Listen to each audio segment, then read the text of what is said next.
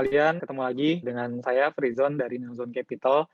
Kali ini kita akan ngebahas investasi dengan prinsip syariah di pasar modal. Nah, syariah ini kan sudah pasti ya, akar dari prinsip syariah ini adalah agama Islam dan Al-Quran. Tapi tenang teman-teman yang beragama selain Islam juga bisa nih merhatiin topik ini, karena topik ini cukup bermanfaat juga buat kita semua, selain dari teman-teman yang beragama Islam. Oke, disclaimer lagi di presentasi kali ini kita ulang-ulang terus disclaimer kita. Yang pertama, ini bukan merupakan financial advice dan kita di sini bukan sebagai investment advice, dan kita mengingatkan lagi kepada teman-teman untuk consult with professionals yang memiliki pemahaman yang lebih relevan dan lebih tinggi daripada Neozone Capital. Nah, latar belakang dari kita ngebahas topik ini apa sih sebenarnya teman-teman? Yang pertama itu adalah ada berita nih seputar dengan investasi syariah. Yang pertama adalah masih ada masyarakat yang ragu investasi di pasar syariah. Ini baru-baru aja nih pemberitaannya. Terus terutama juga dari Wakil Presiden kita, Bapak Kiai Haji Ma'ruf Amin, salah satunya dibahas oleh Kompas, yaitu literasi masyarakat soal pasar modal syariah perlu ditingkatkan. Nah, kenapa nih kira-kira sampai Wakil Presiden kita ngomong seperti ini gitu ya. Jadi kita ngomongin dulu nih syariah. Di banyak belahan dunia, manfaat berinvestasi itu sudah dirasakan nih dari berbagai golongan masyarakat, baik yang golongan entrepreneur, golongan yang mungkin memiliki kemampuan finansial yang baik, maupun teman-teman yang dari kelas pekerja atau kelas menengah ke bawah. Itu di berbagai belahan dunia itu telah dinikmati nih manfaat dari investasinya. Selain itu, selain dari berbagai kelas ekonomi, manfaat investasi ini juga dirasakan oleh masyarakat di negara yang mayoritas masyarakatnya beragama Islam, gitu. Salah satunya Indonesia ya. Jadi lebih dari 90% masyarakat kita itu adalah beragama Islam. Nah, khusus bagi masyarakat beragama Islam, investasinya itu ada spesifik yang namanya investasi berprinsip syariah, gitu. Nah, di Indonesia sendiri, investasi berprinsip syariah ini masih dalam proses pengembangan. Jadi, masih jauh dari kata-kata develop atau sudah maju gitu. Nah, dibandingkan dengan jumlah investor, dibandingkan dengan jumlah populasi, ini persentasenya itu masih cukup sedikit ya teman-teman, karena kan jumlah rekening di KSEI, Kustodian Sentral itu kan jumlah investor di pasar modal mungkin jumlah rekeningnya masih 3,5 juta rekening, atau mungkin jalan ke 4 juta. Nah, itu kira-kira masih kurang dari 2% dari seluruh populasi masyarakat di Indonesia khususnya gitu. Dengan sedikitnya masyarakat kita yang masih berinvestasi nih, awareness terhadap investasi khususnya di masyarakat muslim itu juga kebawa nih akhirnya. Jadi karena mayoritas penduduk ada beragama Islam atau muslim, jadi referensi mereka yang bisa dipercaya di personal level ya, di tingkat individu itu masih kurang nih teman-teman. Jadi yang kalau kita mungkin di teman-teman yang udah berinvestasi di pasar modal mungkin bisa ngomong nih ke kiri kanan atau ke keluarganya bahwa begini loh cara-cara investasi di pasar modal, seperti ini A, B, C, D, E. Namun nggak banyak loh penduduk Indonesia tuh yang memiliki akses terhadap pengetahuannya itu gitu. Terutama yang kalau untuk yang masyarakat muslim kan concern-nya terhadap apakah investasi saya ini halal nih, dan pendapatan yang saya terima dari berinvestasi apakah ini masuk ke dalam prinsip-prinsip ditentukan oleh agama Islam, yaitu Al-Quran dan hadis Nabi Muhammad SAW. Nah, lalu kita masuk nih ke lebih dalam ya, cuman pertama itu kita pemahaman umum dulu nih. Nah, kita mau kenal terlebih dahulu nih prinsip syariah itu apa. Prinsip syariah paling mendasar adalah investasi yang dilakukan berdasarkan syariat Islam yang tadi kita sudah bahas ya, di mana investasi yang dialokasikan tidak boleh bertentangan dengan prinsip kebermanfaatan, tidak untuk mendukung produksi barang atau jasa yang tidak halal, tidak bersifat judi, dan lain sebagainya. Nanti kita bahas lebih dalam lagi. Investasi syariah dapat berupa investasi pada saham dan surat utang atau berbagai efek yang lainnya yang ditentukan dan dapat dikategorikan sebagai syariah. Spesifik ke dalam investasi syariah di Indonesia, perkembangan pasar modal syariah di Indonesia diawali dengan penerbitan reksadana syariah pertama, yaitu di tahun 1997. Jadi udah dari tahun 1997 ya teman-teman, udah hampir 25 tahun sejak pertama kali investasi reksadana syariah itu diperkenalkan. Nah, cuman tetap perkembangannya itu masih panjang ya kira-kira teman-teman. Tapi titik bangkit dari pasar modal syariah menurut OJK itu terjadi pada tahun 2011, di mana pada tahun tersebut diluncurkan Indeks Saham Syariah Indonesia atau ISSI, lalu munculnya juga diterbitkannya Fatwa Dewan Syariah Nasional atau DSN dari Majelis Ulama Indonesia atau MUI nomor 80 tentang penerapan prinsip syariah dalam mekanisme perdagangan efek bersifat ekuitas di pasar reguler bursa efek. Lalu juga di Indonesia itu dikenal yang namanya Syariah Online Trading System, SOTS. Nah, SOTS ini kalau teman-teman yang belum familiar dengan istilahnya, SOTS ini adalah sistem trading yang dipisahkan dari aplikasi atau sistem trading yang disediakan oleh broker-broker konvensional. Jadi kalau teman-teman muslim yang belum concern terhadap SOTS ini apa ya sebenarnya? Jadi kalau teman-teman yang udah punya sistem trading nih yang di broker teman-teman pakai, itu kan ada yang namanya kita mengenal margin trading, kita mengenal leverage, dan lain sebagainya, yaitu bagaimana kita menggunakan istilahnya utang atau margin dalam berinvestasi di pasar modal atau dalam hal ini trading ya, bukan spesifik investasi gitu. Nah, kalau di syariah, margin trading itu tidak diperkenankan, teman-teman. Karena sampai saat ini ya, sampai dengan video ini dibuat, itu belum diperkenankan. Kenapa? Alasannya beragam, cuman yang paling obvious atau yang paling jelas adalah kalau margin trading kan kita menggunakan yang namanya utang ya. Jadi margin adalah ngutang. Kita ngutang pakai duit, sebagian pakai duit yang dimiliki sekuritas atau brokernya. Kita gunakan nih dengan jaminan saham yang kita beli dan plus uang pokok atau pokok investasi yang kita pakai. Jadi kalau margin itu 1:4, means setiap 1 rupiah teman-teman miliki, itu bisa digunakan untuk trading mungkin 4-5 kali, 5 kali dari jumlah miliki gitu ya. Jadi kalau misalnya modalnya 10 juta, itu bisa trading sampai dengan 40 atau 50 juta gitu. Nah, tapi kalau di syariah itu nggak boleh. Makanya dari regulator kita, regulator pasar modal di Indonesia, itu merequire atau mengharuskan broker-broker efek yang syariah nih, yang comply dengan syariah, itu memisahkan aplikasi mereka gitu. Makanya di sini kita kenal sebagai SOTS atau Syariah Online Trading System. Itu salah satu dari berbagai perbedaan utama nih dari SOTS dengan aplikasi yang konvensional. Namun ada beberapa perbedaan juga yang mungkin cukup berpengaruh tapi tidak terlalu signifikan ya selain dari yang tadi sudah disebutkan. Nah, lalu beranjak ke halaman selanjutnya, halaman 5, pasar modal syariah di dunia. Jadi mungkin di dunia termasuk Indonesia ya, teman-teman. Karena kan kita juga sebagai bagian dari masyarakat ekonomi syariah ya, itu comply juga dengan pemahaman atau kesepakatan yang ada di dunia atau di Dewan Syariah di level dunia gitu. Nah, penerapan prinsip syariah di pasar modal tentunya harus bersumber pada Al-Quran sebagai sumber hukum tertinggi, itu sudah pasti, serta dari hadis Nabi Muhammad SAW. Nah, selanjutnya dari kedua sumber tersebut, yang sumber utama, yang paling utama tersebut, yang mengakar, para ulama memperoleh tafsir hukum yang kemudian oleh para ulama disebut fikih. Salah satu pembahasan dalam fikih adalah tentang muamalah. Jadi fikih itu ada muamalah, ada ibadah. Yang konsep pasar modal syariah itu spesifiknya masuk ke muamalah, yaitu hubungan antara manusia yang berhubungan dengan perdagangan nih, teman-teman. Karena kan sebagai muslim kita juga dituntut untuk ibaratnya selain beribadah ya yang kencang gitu, pasti kan teman-teman pernah mendengar nih cerita bagaimana Nabi Muhammad itu mengutamakan masyarakat kita untuk berdagang atau memperkaya diri sendiri gitu. Karena dengan memperkaya diri sendiri kita juga meringankan beban lah kepada masyarakat gitu kan. Karena kan kalau kita sendiri itu kita mampu, kita nggak menyusahkan orang-orang di sekeliling kita gitu ya. Tentunya dengan tidak menyalahi aturan yang ada gitu ya, aturan dalam agama Islam gitu untuk berdagang. Nah, lalu setelah muamalah itu di breakdown, di bawahnya itu dikembangkan lagi nih kegiatan pasar modal syariah itu dikembangkan berdasarkan prinsip fikih muamalah tadi. Jadi fikih muamalah jadi investasi syariah ada di bawahnya gitu. Ini bersumber dari OJK, materi yang kita dapat dari OJK. Teman-teman bisa explore lebih lanjut karena kita mungkin tidak terlalu ahli dalam bidang agama Islam.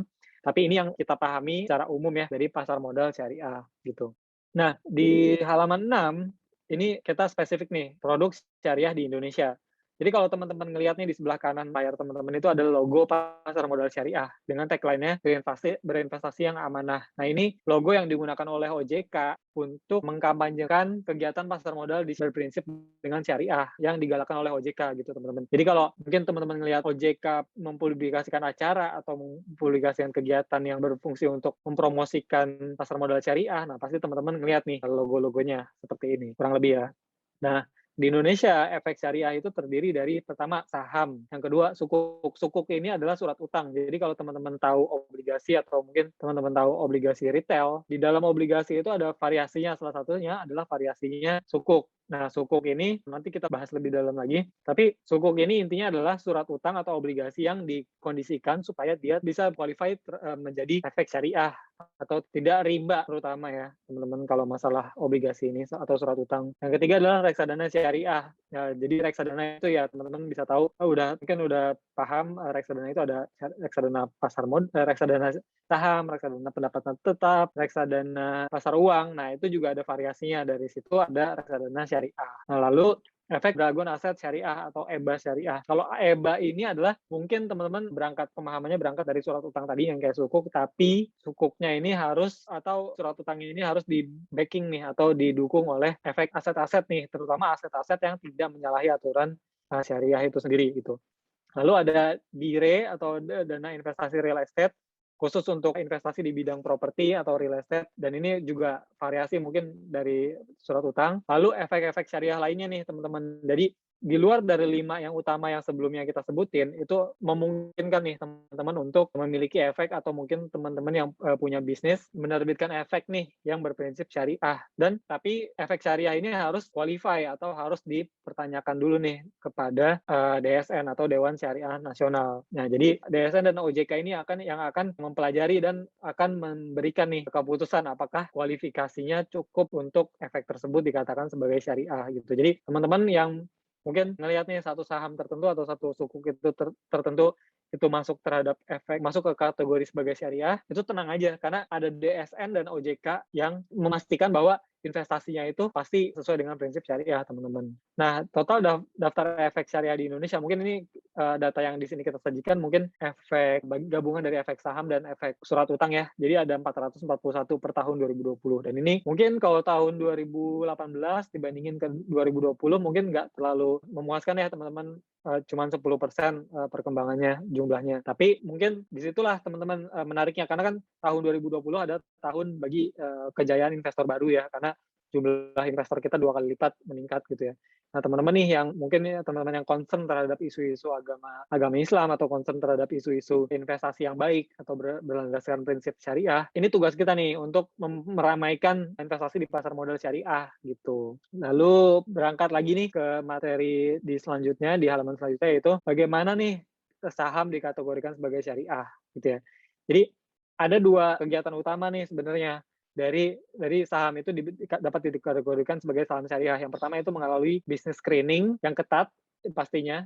Yang kedua adalah financial screening gitu ya. Jadi business screening ini jadi berangkatnya adalah apa yang dilarang, jadi bukan apa yang diperbolehkan mungkin ya. Karena kan kalau mungkin kita pakai apa yang diperbolehkan itu jadinya tugas regulator atau tugas otoritas itu kan jadi lumayan berat ya. Karena kan boleh dan tidak boleh kan mungkin masih abu-abu ya di dunia yang berkembang ini. Jadi yang udah pasti yang tidak boleh yaitu yang pertama adalah perjudian atau istilah dalam konteks di syariah ini adalah maisir dan sejenisnya. Jadi teman-teman yang melihat bisnisnya yang teman-teman lihat nih, misalnya teman-teman mau invest di industrinya gaming atau misal lotre gitu ya, itu udah pasti nggak boleh teman-teman, karena itu usahanya itu nggak barokah atau nggak halal. Jadi itu termasuk ke perjudian ya dan sejenisnya. Lalu yang kedua adalah riba. Nah, riba ini mungkin teman-teman udah familiar ya tentang apakah dari riba ini gitu. Yang pasti ini mungkin terkaitnya yang paling utama adalah terkait dengan utang dan utang berhutang dan bunga berbunga gitu ya. Lalu yang ketiga adalah jual beli risiko yang mengandung unsur ketidakpastian. Sama sih mungkin generalnya sama kayak perjudian tadi, tapi ini yang lebih general mungkin ketidakpastian atau beda sama hedging nih teman-teman. Kalau hedging ini kan sesuatu yang digunakan untuk hedging atau asuransi, mungkin sesuatu yang digunakan membatasi kerugian atau memastikan bisnis kita atau usaha kita continue gitu ya ketika suatu risiko muncul. Beda dengan jual beli risiko yang disebut di Garar ini. Nah, yang keempat adalah produk dan distribusi barang haram, terutama juga merusak moral. Ya, ini salah satunya mungkin yang teman-teman tahu, yang lebih familiar dari sekeliling kita mungkin adalah terkait dengan barang-barang haram, yaitu yang memabukkan, terus narkotika itu udah pasti haram ya. Lalu merusak moral ya itu adult entertainment itu atau hiburan-hiburan dewasa itu udah pasti nggak masuk gitu ya. Kalau teman-teman melihat nih, wah bisnis majalah yang kurang baik atau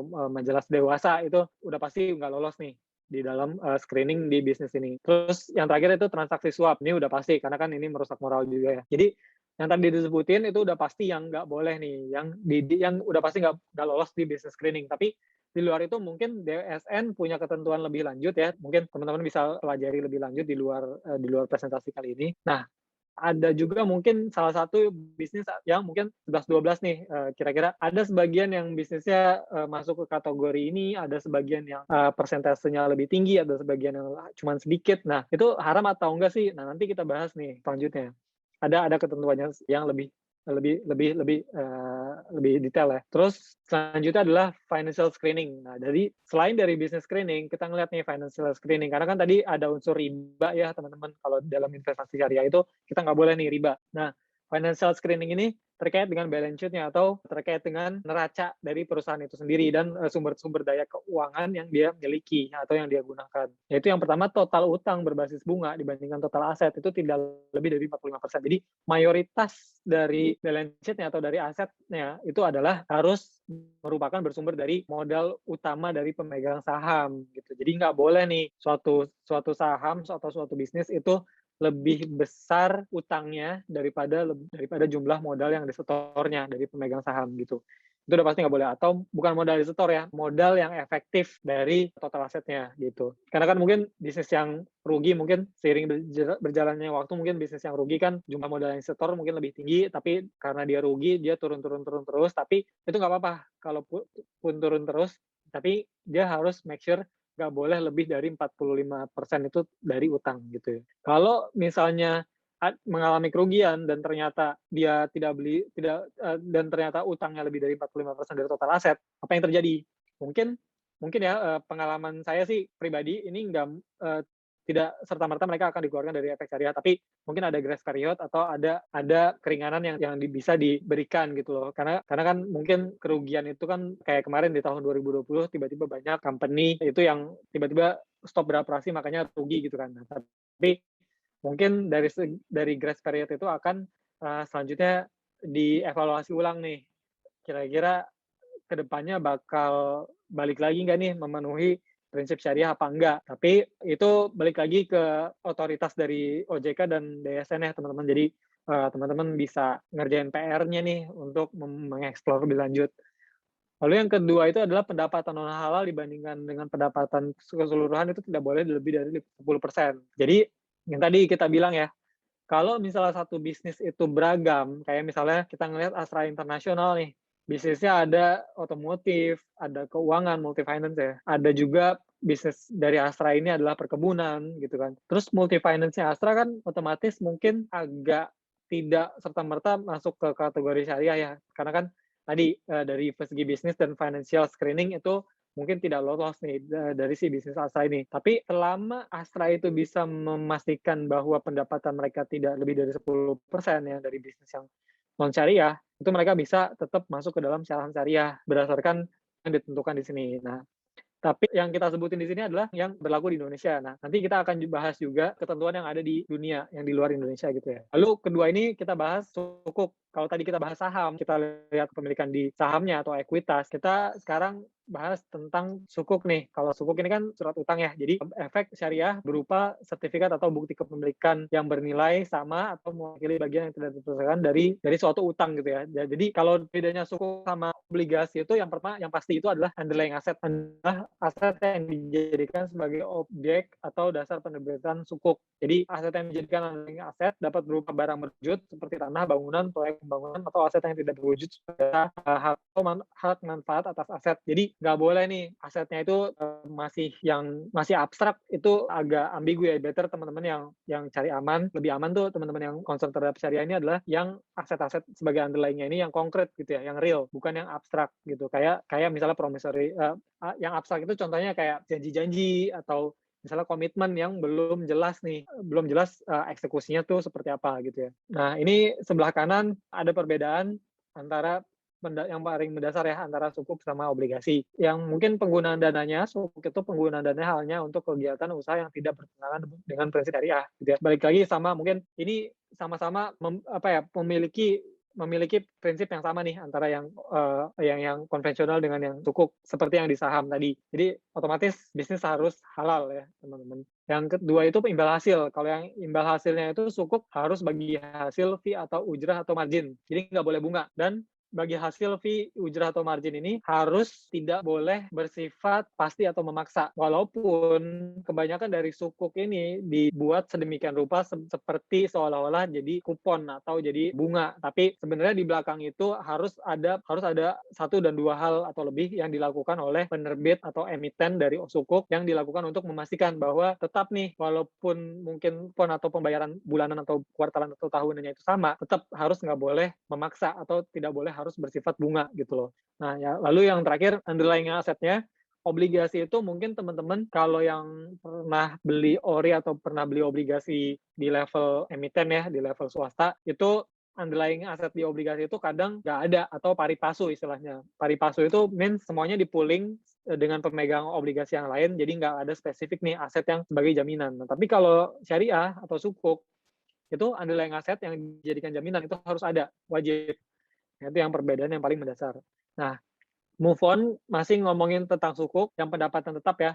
Nah, pendapatan tetap itu ada 3 bentuk nih, yang yang kita sebutnya kontrak, yaitu partnership atau kerjasama, kedua itu lease, ketiga atau nyewa, atau yang ketiga itu adalah sell contract. Dari masing-masing 3 ini di breakdown lagi nih teman-teman, akad. Ini yang kita namakan akad. Jadi ada kontrak, ada akad.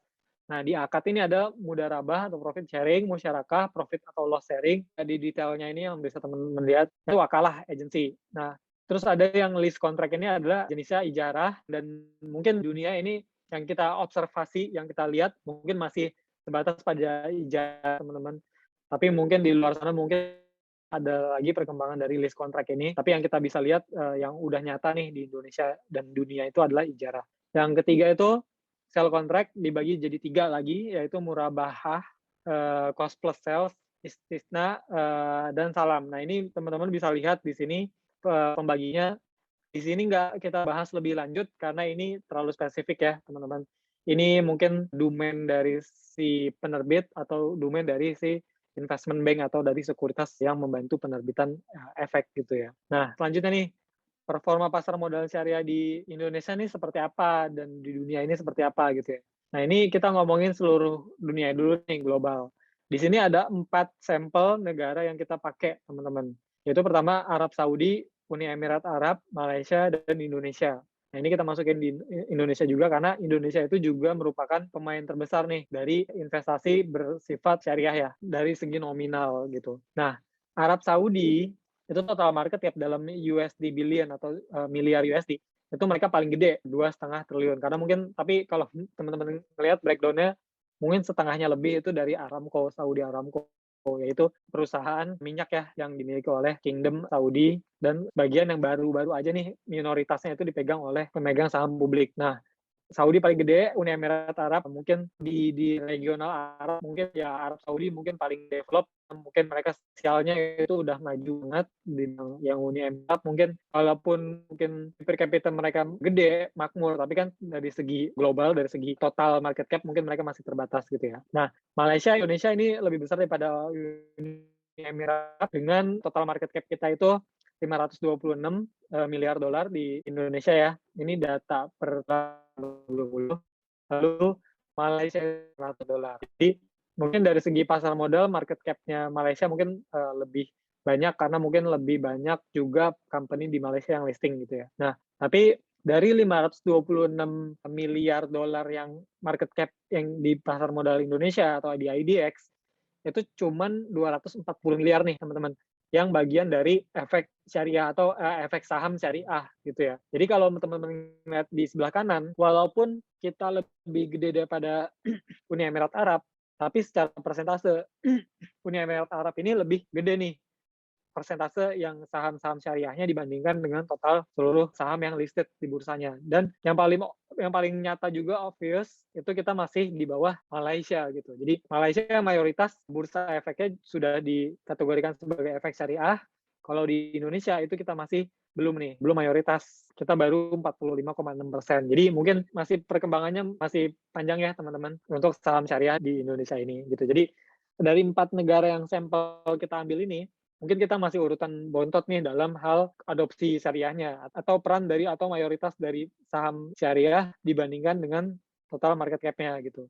Nah, berangkat nih, kalau tadi kita ngomongin seberapa besar saham syariah di Indonesia nih dibandingkan dengan dunia. Nah, kita selanjutnya di halaman 12 ini kita ngeliat nih popularitas sukuk di Indonesia. Nah, jadi sampel yang kita ambil di tahun 2019, kita ambil dari KSE atau Kustodian Sentral Efek Indonesia, itu hanya 6% dari efek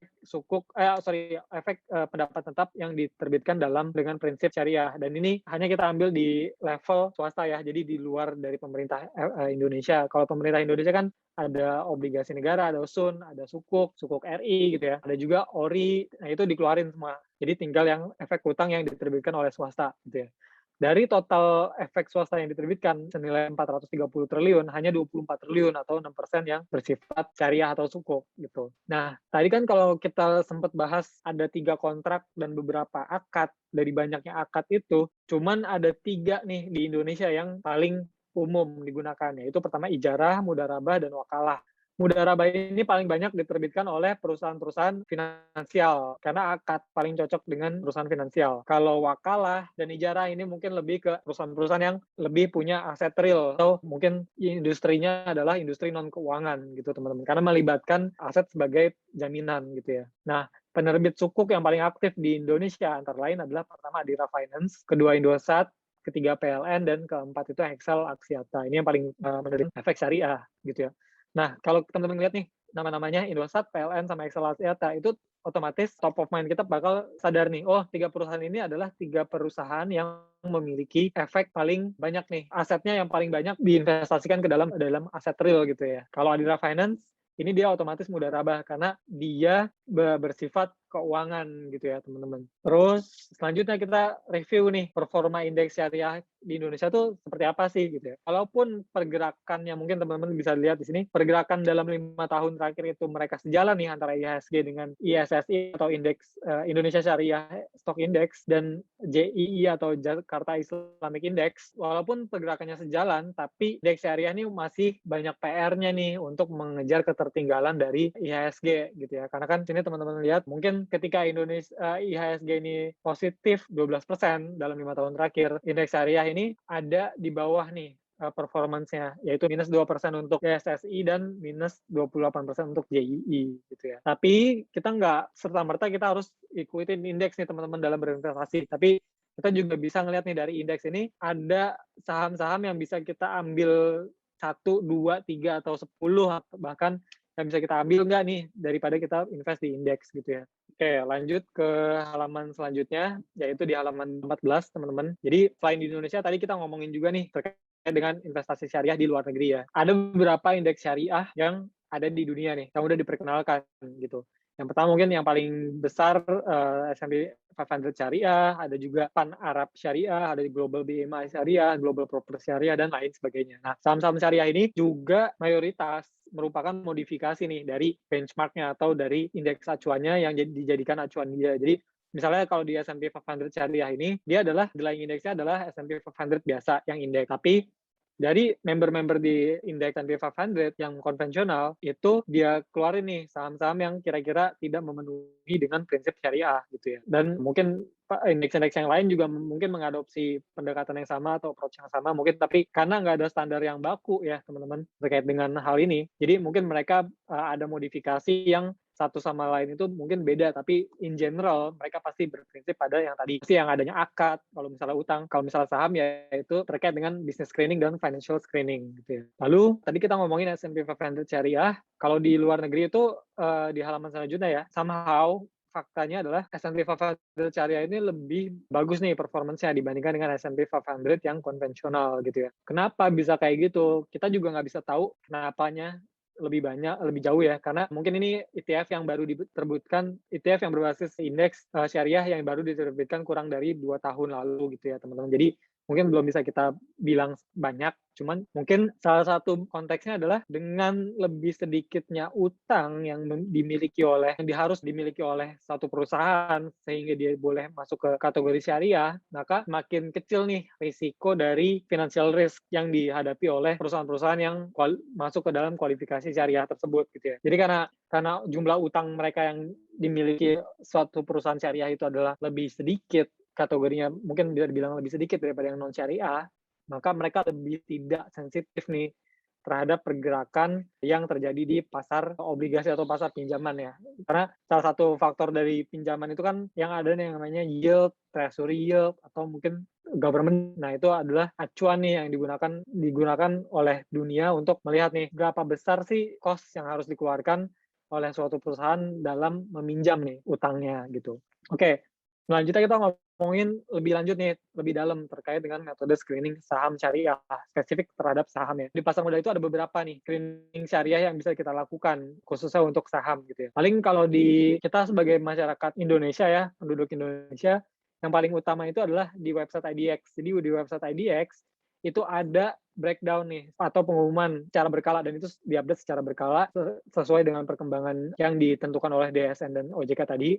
Di website IDX akan ada breakdown kira-kira saham-saham apa sih yang masuk ke dalam efek-efek syariah, saham-saham apa sih yang masuk ke dalam indeks syariah, dan mungkin sukuk apa yang available nih di pasar modal yang kita bisa invest atau kita bisa beli gitu ya, sesuai dengan prinsip syariah.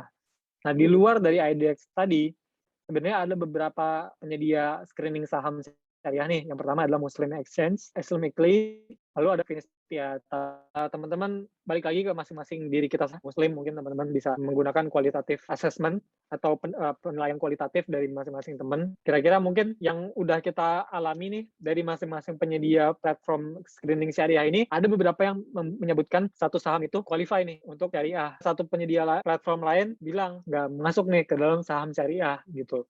Jadi teman-teman mungkin bisa cocokkan, balik lagi ke pemahaman yang kira-kira teman-teman bisa pegang nih, yang mana yang paling teman-teman bisa percaya gitu ya. Nah, selanjutnya di topik yang kita bahas adalah screening syariah di luar negeri yang spesifik di saham S&P 500 syariah. Karena ini yang paling besar nih, yang paling besar, yang paling diikuti, paling umum di negeri ya, di luar Indonesia gitu. Cara S&P 500 syariah memilih efek itu lebih strict nih dari Indonesia. Kalau tadi Indonesia teman-teman bisa lihat 10% dari pendapatan yang non halal. Kalau di S&P 500 syariah ini lebih strict, yaitu 5%, kurang dari 5% dari total pendapatan. Hanya ini yang nggak boleh dari sumber-sumber yang tidak halal ya, teman-teman gitu.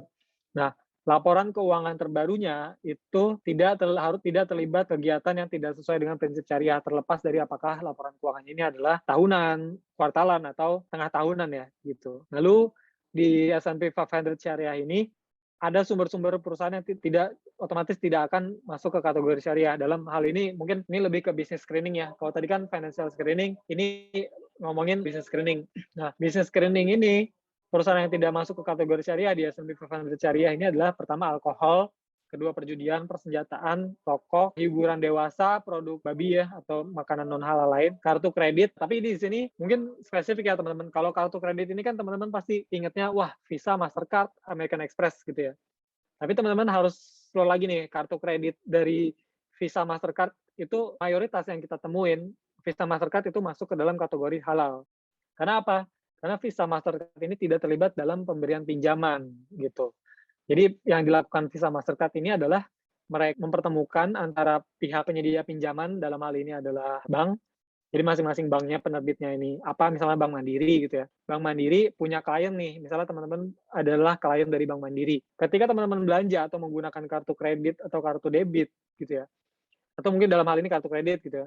Kartu kredit yang teman-teman pakai itu ada logo Visa atau Mastercard. Nah, Visa Mastercard ini cuma kebagian tugasnya adalah settlement. Antara teman-teman pakai di merchant, teman-teman belanja di merchant, merchant-nya pakai EDC, EDC-nya itu di-settle transaksinya ke dalam sistem, dan kan nanti otomatis bank penerbitnya atau Bank Mandiri dalam hal ini tahu nih, wah teman-teman punya transaksi di misalnya Alfamart dengan kartu kredit yang diterbitkan oleh Bank Mandiri dengan kartu Visa. Nah, Visanya ini udah selesai di situ aja, teman-teman. Jadi, kalau teman-teman bayar lunas kartu kreditnya atau mungkin teman-teman bayar minimum balance sehingga ada sisa nih utang teman-teman yang teman-teman harus bayar, itu tidak diutangin oleh Visa atau Mastercard gitu. Jadi Visa Mastercard ini nggak ada hubungannya nih dalam outstanding debt atau outstanding balance dari teman-teman yang teman-teman lihat nih di kartu kredit teman-teman ya. Jadi yang teman-teman lihat saldo yang minimum atau saldo pembayaran itu dilakukan ke bank penerbit, teman-teman. Jadi Visa Mastercard ini tetap mereka mayoritas yang kita temuin adalah mereka masuk ke dalam kategori halal gitu ya. Cuman berbeda di American Express mungkin ya. Kalau American Express mereka juga sebagian mungkin yang kita pelajari sekilas ya. Mungkin teman-teman bisa explore lebih lanjut. American Express itu mereka ada bisnis yang financing-nya atau funding-nya gitu. Jadi mereka somehow kasih utang kepada pengguna kartu kreditnya gitu. Jadi that's why American Express mungkin nggak masuk ke dalam kategori halal gitu ya. Terakhir nih topiknya, apa sih yang bisa kita lakukan sebagai investor nih? Yang tadi kita udah bahas banyak panjang lebar gitu ya terkait dengan obligasi atau saham atau efek syariah. Selanjutnya kita sebagai investor nih bisa melakukan apa nih gitu kan? Yang pertama contemplate, teman-teman renungkan nih, produk syariah mana yang cocok teman-teman. Apakah teman-teman mau yang sukuk aja, atau teman-teman mau yang campuran, atau teman-teman maunya growth atau saham gitu ya, karena teman-teman masih muda gitu ya, masih pengen berkembang dan bisa mentoleransi resiko, maka teman-teman bisa pilih yang reksadana, mungkin saham syariah gitu ya. Ini harus teman-teman pelajari nih. Lalu yang kedua, evaluate atau evaluasi nih. Periksa kembali apakah portofolio teman-teman sudah memenuhi penilaian penilaian syariah gitu. Jadi mungkin teman-teman punya nih di portofolionya mungkin ya contoh ya, teman-teman punya BRI, teman-teman punya Astra Internasional, teman-teman punya BCA, teman-teman punya Adaro. Nah, teman-teman lihat nih dari saham-saham yang teman-teman milikin itu masuk nggak sih sebagai efek syariah gitu loh. Atau mungkin teman-teman ngeliat nih, wah saya punya efek sukuk syariah itu terutama monitor ya, apakah monitor saham itu masuk ke dalam saham syariah karena mungkin karena tadi ya dalam hal konteks jumlah ekuitas terhadap asetnya itu 5% itu dari utang, maka seiring dengan berjalannya bisnis kan saham pasti ada yang nambah utangnya, ada yang dikurangin, ada yang tambah modalnya, itu kan selalu berkembang ya. Jadi teman-teman mungkin bisa evaluasi tuh secara monitor, secara berkala gitu ya. Nah yang terakhir bisa communicate atau sosialisasi mengenai ada loh sebenarnya prinsip berinvestasi di dalam hal syariah gitu ya. Teman-teman bisa paham nih investasi syariah dengan teman-teman diskusiin. Teman-teman ini bisa ngasih tahu nih ke keluarga dan kerabatnya bahwa investasi syariah ini mungkin cocok bagi mereka nih dalam hal kepribadiannya atau prinsip yang dipegang gitu ya. Terutama khususnya bagi teman-teman yang beragama Islam atau mungkin di luar agama lain yang concern terhadap isu syariah ini gitu ya. Jadi itu aja mungkin yang bisa kita sampaikan di presentasikan masukan atau bahkan pertanyaan. Langsungkan untuk menanyakan ke email kita. Lalu tentunya tunggu lagi video-video kita selanjutnya dan sampai jumpa di video selanjutnya. Bye.